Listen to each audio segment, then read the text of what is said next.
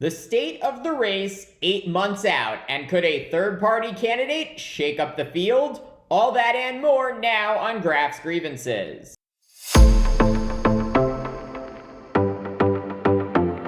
20 years, 2 decades. That's how long it's been since a Republican candidate for President of the United States last won a majority of the votes cast in a presidential election.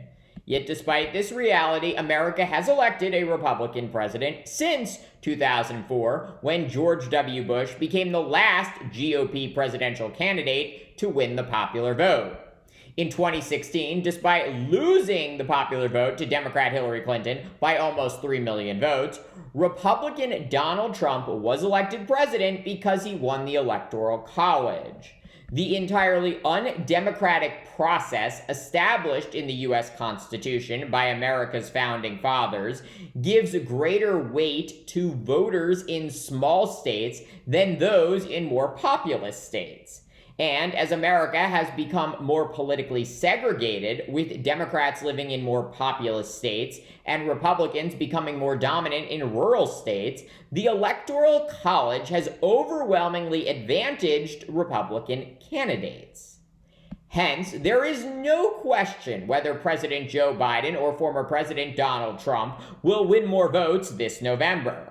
Biden will once again crush Trump in the popular vote, just like Biden did in 2020 when he defeated Trump by more than 7 million votes. But that is not what matters. What matters in our screwed up system is the Electoral College, and which candidate wins the popular vote in just a handful of key swing states. In the 2020 presidential election, just 7 states were won by a margin of 3 percentage points or less, with Biden winning Georgia, Arizona, Wisconsin, Pennsylvania, and Michigan, and Trump winning North Carolina. And so these are the states to focus on with respect to gaming out whether Biden or Trump will win this November. What will motivate voters in each of these states to choose either Biden or Trump or someone else? And while no third party or independent candidate has received more than 19% of the vote in modern American history, a third party choice could impact whether Biden or Trump wins a key swing state and therefore the election outright. Unlike in 2020, when there were no significant third-party candidates, this year that won't be the case. Next week, on March 26th, anti-vaccine conspiracy theorist Robert F. Kennedy Jr. is expected to announce his VP pick for his independent presidential bid.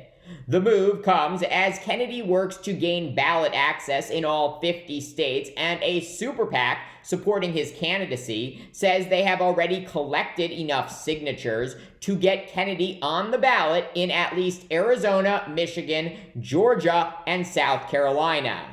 Note, Arizona, Michigan, and Georgia.